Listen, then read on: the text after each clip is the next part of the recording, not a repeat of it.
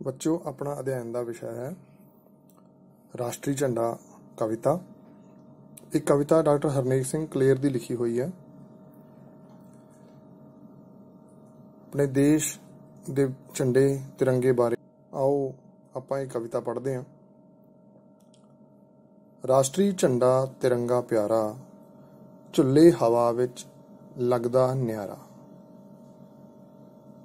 कवि कह रहा है कि मेरे देश का झंडा तिरंगा है, भाव तिन्ना रंगां दा है, जिहड़ा कि हवा विच झुलदा होया बड़ा अलग, वखरा और मन भाउंदा जापदा है। कवि अगे लिखदा है, हरे रंग दी ये शान निराली, खेतां बन्ने खेडे खुशहाली, सोना उपजे हर खेत दा क्यारा, राष्ट्रीय झंडा तिरंगा प्यारा।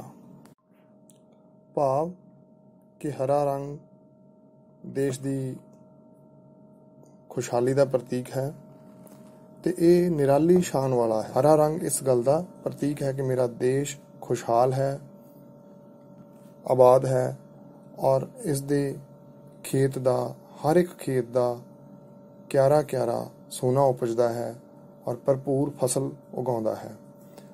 और इस दी टेक है राष्ट्रीय झंडा तिरंगा प्यारा, कि मेरे देश प्यारे दा झंडा जिहड़ा है वो तिरंगा है, बहुत प्यारा है।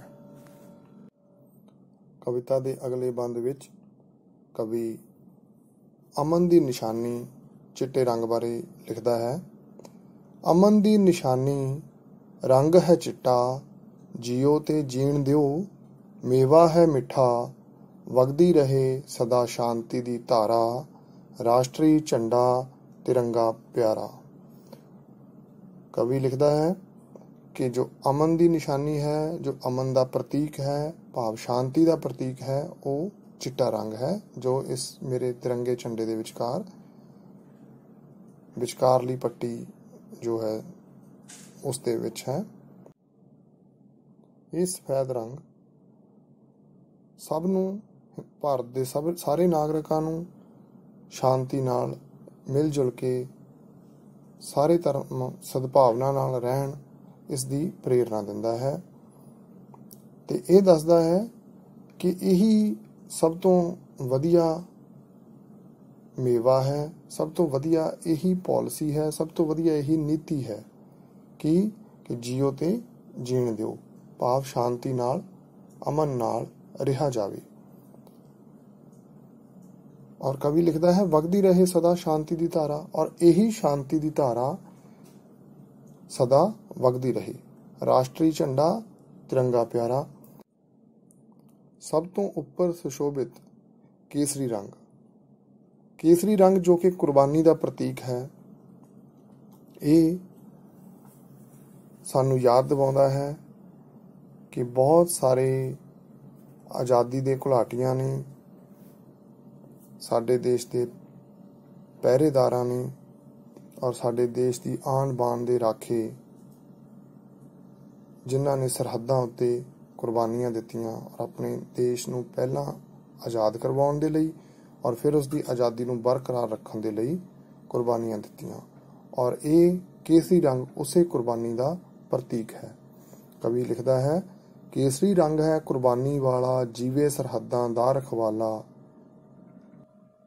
अगली लाइन दे विच कवि लिखदा है, सूरज बन के चमके देश दा सितारा, कि इसे नाल ही मेरे देश की तरक्की जिहड़ी है उस दे विच निहित है कि जेकर सरहदां दा रखवाला जिहड़ा है वो सलामत रहेगा और ये जो कुर्बानी दे के असीं आज़ादी लई है वो साडी आज़ादी जिहड़ी है वो सलामत रहेगी, तां साडा देश जरूर एक दिन सूरज बन के चमकेगा। इस कविता के अंतले बंद दे विच कवि लिखदा है, गीत तिरंगे दे रल के गाइए, भारत मां दी शान वधाइए, सिफतां करदा ए जग सारा, राष्ट्रीय झंडा तिरंगा प्यारा। इस कविता दे विच कवि तिरंगे की गल करदा है कि कहता है कि इस तिरंगे दे गीत, तिरंगा देश का निशान है और ये देश की प्रतिनिधिता करता है। गीत तिरंगे दे रल के गाइए, भाव देश प्यार के गीतां नूं गाइए और भारत मां की शान वधाइए। भारत मां की शान दे लई मेहनत करिए। सिफता करदा ये जग सारा, राष्ट्रीय झंडा तिरंगा प्यारा। और ये साडा प्रगतिशील देश है, और प्रगतिशील भाव तरक्कियां करने वाला देश, तरक्की कर रहा देश। तो इस तरक्की करते देश दियां सारा जग, सारी दुनिया सिफतां करदी है। राष्ट्रीय झंडा तिरंगा प्यारा, झुले हवा विच लगदा न्यारा। आओ हुण इस पाठ नाल संबंधित पाठ अभ्यास वल नज़र मारिए। बहुत आसान प्रश्न है। पहला प्रश्न है, राष्ट्रीय झंडे नूं तिरंगा क्यों कहंदे हन? हाँ, बिल्कुल ठीक। राष्ट्रीय झंडे नूं इस विच मौजूद 3 रंगां कारण तिरंगा कहा जांदा है। दूजा प्रश्न, हरा रंग किस गल दा प्रतीक है? हरा रंग खुशहाली दा प्रतीक है। अमन दी निशानी किहड़ा रंग दर्शाउंदा है? अमन दी निशानी चिट्टा रंग दर्शाउंदा है। अगला प्रश्न है, केसरी रंग किस गल दा प्रतीक है? उत्तर है, केसरी रंग कुर्बानी दा प्रतीक है। अगला प्रश्न है, खाली स्थान भरो। बच्चों, खाली स्थान बड़े आसान है भरने। तुसीं जदों कविता नूं पढ़ोगे, बार बार पढ़न की कोशिश करो, तुहानूं बड़े आसानी नाल इसदे उत्तर मिलणगे। राष्ट्रीय झंडा, खाली थां प्यारा, तो इत्थे आउणा है तिरंगा। अगे है हरे रंग दी खाली स्थान, ये तुसीं भरना है। कोशिश करो। बिल्कुल ठीक, हरे रंग दी शान निराली। अगे है खाली स्थान, रंग है चिट्टा, तो की आएगा इत्थे? हाँ, बिल्कुल, तुसीं देखोगे इत्थे आएगा अमन दी निशानी, रंग है चिट्टा। नेक्स्ट है, भारत मां दी खाली स्थान, शान वधाइए। ठीक है। अगे फिर तुसीं अभ्यास करो, अपने आप लभो। खाली स्थान, देश दा सितारा, ये आएगा इत्थे? हाँ, बिल्कुल, सूरज बन के चमके देश दा सितारा।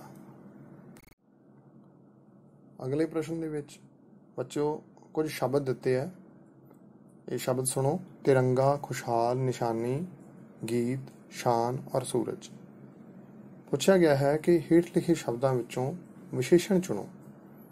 विशेषण की परिभाषा तुहानूं मैं दस रहा हाँ, लिखी है कि विशेषण की हुंदा है। तुसीं पिछे पढ़ चुके हो कि विशेषण वो शब्द हुंदे हैं जो नाम जां पड़नाम की विशेषता दसन। भाव नाम जां पड़नाम की विशेषता दसन वाले शब्दां नूं विशेषण कहते हैं। तो इन्हां वाकां दे विचों किहड़े-किहड़े शब्द जिहड़े आ विशेषण है?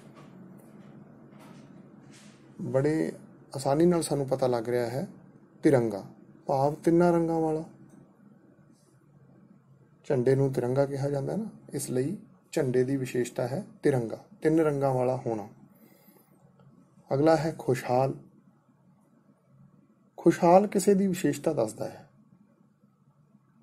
किसदी? मेरे देश की विशेषता दस रहा है इस कविता दे विच। ठीक है। अगे है निशानी। नहीं, निशानी कोई विशेषता दसने वाला शब्द नहीं है। अगे है गीत। गीत भी नहीं है, क्योंकि गीत तो अपने आप दे विच नाम है, आम नाम। फिर है शान। शान, बिल्कुल, तो शान भी विशेषण है। किस दी शान? झंडे दी शान निराली। की निराली? शान निराली। ਤਾਂ ਉਹ ਉਸਦੀ ਵਿਸ਼ੇਸ਼ਤਾ ਹੈ। ਅਗਲਾ ਪ੍ਰਸ਼ਨ ਹੈ, ਹੇਠ ਲਿਖੇ ਸ਼ਬਦਾਂ ਨਾਲ ਰਲਦੇ ਸ਼ਬਦ ਚੁਣੋ। ਪਹਿਲਾ ਸ਼ਬਦ ਹੈ ਪਿਆਰਾ। ਤਾਂ ਅਸੀਂ ਦੇਖਦੇ ਹਾਂ ਕਿ ਪਿਆਰਾ ਸ਼ਬਦ ਦੇ ਪਿੱਛੇ ਆ, ਰ ਔਰ ਆ ਦੀ ਮਾਤਰਾ ਹੈ। ਤਾਂ ਇਸ ਨੂੰ ਲਿਖਾਂਗੇ ਆਪਾਂ, ਉਹਨਾਂ ਸ਼ਬਦਾਂ ਨੂੰ ਇਹਦੇ ਨਾਲ ਲਿਖ ਸਕਦੇ ਹਾਂ ਜਿਨ੍ਹਾਂ ਦੇ ਪਿੱਛੇ ਇਸੇ ਤਰ੍ਹਾਂ ਦੀ ਆਵਾਜ਼ ਆਉਂਦੀ ਹੋਵੇ। ਜਿਵੇਂ ਪਿਆਰਾ ਦੇ ਨਾਲ ਮਿਲਦਾ ਜੁਲਦਾ ਹੈ ਨਿਆਰਾ ਔਰ ਕਿਆਰਾ। ਇਸ ਤੋਂ ਇਲਾਵਾ ਇਹ ਜਿਹੜੇ ਸ਼ਬਦ ਦਿੱਤੇ ਆ, ਇਹਨਾਂ ਤੋਂ ਇਲਾਵਾ ਤੁਸੀਂ ਆਪਣੇ ਇਹਨਾਂ ਨਾਲ ਮਿਲਦੇ ਜੁਲਦੇ ਹੋਰ ਸ਼ਬਦ ਵੀ ਤੁਸੀਂ ਚੁਣ ਸਕਦੇ ਹੋ। ਅਗਲਾ ਸ਼ਬਦ ਹੈ ਨਿਰਾਲੀ। ਇਸ ਦੇ ਨਾਲ ਮਿਲਦਾ ਹੈ ਖੁਸ਼ਹਾਲੀ। ਲੀ ਦੀ ਆਵਾਜ਼ ਦੋਨਾਂ ਸ਼ਬਦਾਂ ਦੇ ਵਿੱਚ ਕਾਮਨ ਹੈ। ਇਸੇ ਤਰ੍ਹਾਂ ਚਿੱਟਾ, ਸਿੱਟਾ, ਸਿਤਾਰਾ, ਪਿਆਰਾ, ਨਿਆਰਾ। ਫਿਰ ਹੈ ਅੰਤਲਾ ਸ਼ਬਦ ਹੈ ਗਾਈਏ, ਖਾਈਏ, ਵਧਾਈਏ। ਠੀਕ ਹੈ।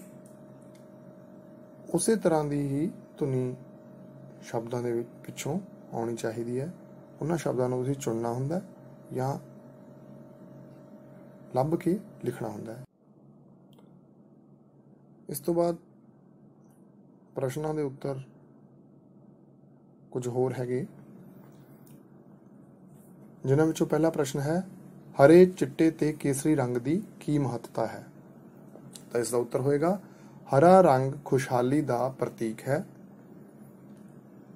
ਚਿੱਟਾ ਰੰਗ ਅਮਨ ਜਾਂ ਸ਼ਾਂਤੀ ਦਾ ਪ੍ਰਤੀਕ ਹੈ ਅਤੇ ਕੇਸਰੀ ਰੰਗ ਕੁਰਬਾਨੀ ਦਾ ਪ੍ਰਤੀਕ ਹੈ। ਅਗਲਾ ਪ੍ਰਸ਼ਨ ਹੈ, ਕਵੀ ਨੇ ਕਿੰਨਾਂ ਸਤਰਾਂ ਵਿੱਚ ਭਾਰਤ ਪ੍ਰਤੀ ਪਿਆਰ ਪ੍ਰਗਟ ਕੀਤਾ ਹੈ?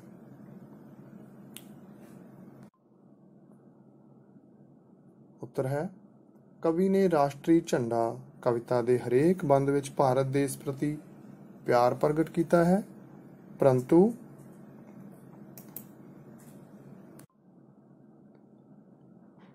ਆਖਰੀ ਬੰਦ ਵਿੱਚ ਗੀਤ ਤਿਰੰਗੇ ਦੇ ਰਲ ਕੇ ਗਾਈਏ ਤੋਂ ਇਹ ਪਿਆਰ ਉੱਭਰ ਕੇ ਸਾਹਮਣੇ ਆਉਂਦਾ ਹੈ।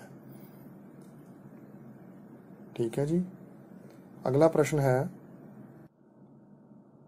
ਖੇਤਾਂ ਵਿੱਚ ਖੁਸ਼ਹਾਲੀ ਕਿਵੇਂ ਟਹਿਕ ਰਹੀ ਹੈ? ਕਵਿਤਾ ਅਨੁਸਾਰ ਦੇਸ਼ ਦੇ ਹਰ ਇੱਕ ਖੇਤ ਵਿੱਚ ਹਰਿਆਲੀ ਹੋਣ ਕਾਰਨ ਹਰ ਪਾਸੇ ਖੁਸ਼ਹਾਲੀ ਹੈ, ਕਿਉਂਕਿ ਦੇਸ਼ ਦੇ ਖੇਤ ਸੋਨੇ ਵਰਗੀਆਂ ਫਸਲਾਂ ਤੇ ਅਨਾਜ ਪੈਦਾ ਕਰ ਰਹੇ ਹਨ। ਅਗਲੇ ਪ੍ਰਸ਼ਨ ਵਿੱਚ ਪੁੱਛਿਆ ਜਾ ਰਿਹਾ ਹੈ, ਤੁਸੀਂ ਰਾਸ਼ਟਰੀ ਝੰਡੇ ਬਾਰੇ ਹੋਰ ਕੀ ਜਾਣਕਾਰੀ ਰੱਖਦੇ ਹੋ? ਬਹੁਤ ਅੱਛਾ। ਕਈ ਗੱਲਾਂ ਰਾਸ਼ਟਰੀ ਝੰਡੇ ਬਾਰੇ ਹੋਰ ਵੀ ਹੈ ਜੋ ਇਸ ਕਵਿਤਾ ਦੇ ਵਿੱਚ ਨਹੀਂ ਦੱਸੀਆਂ ਗਈਆਂ।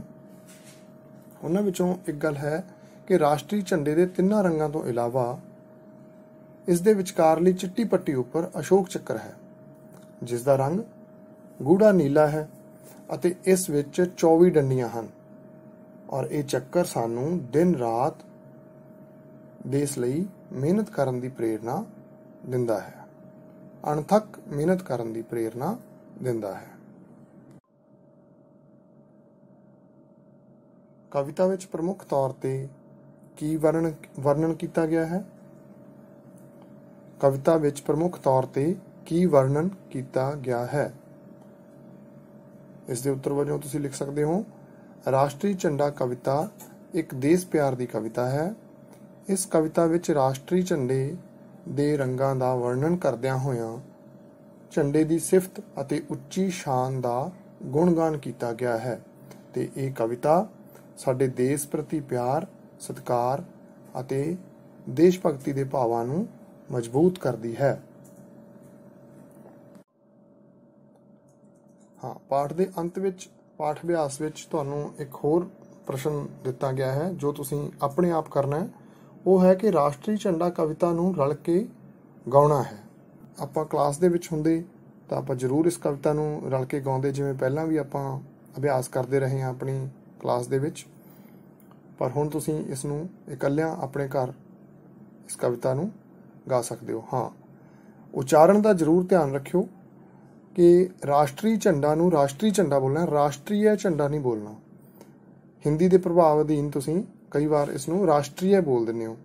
ਤਾਂ ਇਸ ਤਰ੍ਹਾਂ ਦੇ ਹੋਰ ਵੀ ਉਚਾਰਨ ਵਾਲੇ ਸ਼ਬਦ ਹੋਣਗੇ ਜਿਨ੍ਹਾਂ ਨੂੰ ਤੁਸੀਂ ਖੁਦ ਵਿਚਾਰਨਾ ਹੈ ਕਿ ਉਹਨਾਂ ਨੂੰ ਪੰਜਾਬੀ ਦੇ ਵਿੱਚ ਜਿਸ ਤਰ੍ਹਾਂ ਨਾਲ ਮੈਂ ਇਸ ਵੀਡੀਓ ਦੇ ਵਿੱਚ ਤੁਹਾਨੂੰ ਦੱਸ ਰਿਹਾ ਬੋਲ ਕੇ, ਇਸੇ ਤਰ੍ਹਾਂ ਇਹਨਾਂ ਸ਼ਬਦਾਂ ਦਾ ਸਹੀ ਉਚਾਰਨ ਕਰਕੇ ਗਾਉਣਾ ਹੈ ਜਾਂ ਸਹੀ ਉਚਾਰਨ ਕਰਕੇ ਪੜ੍ਹਨਾ ਹੈ।